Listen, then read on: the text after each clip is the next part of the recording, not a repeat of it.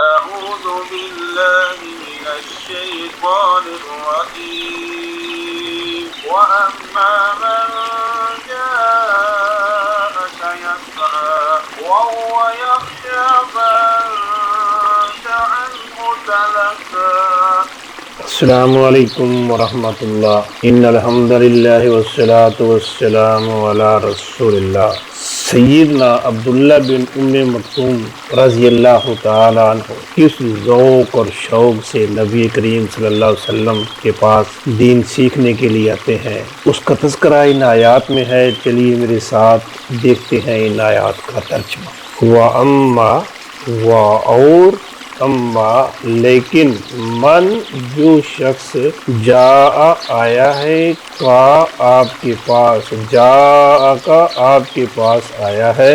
واما من جا کا اور لیکن جو شخص آپ کے پاس آیا ہے کیسے آیا ہے؟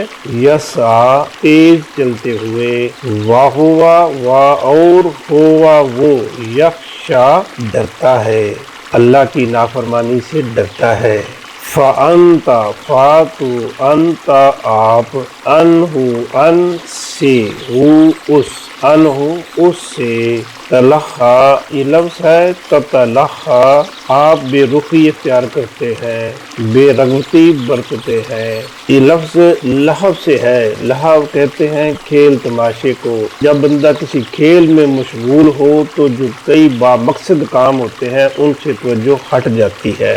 فَأَنْتَ تو آپ، انہو اس سے، تلخا بے رخی برتتے ہیں، بے رغبتی برتتے ہیں.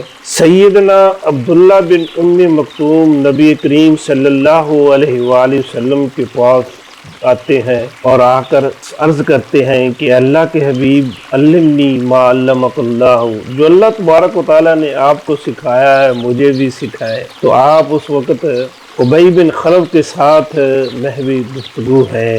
تو عبداللہ بن ام مکتوم رضی اللہ تعالی عنہ پر توجہ نہیں دیتے.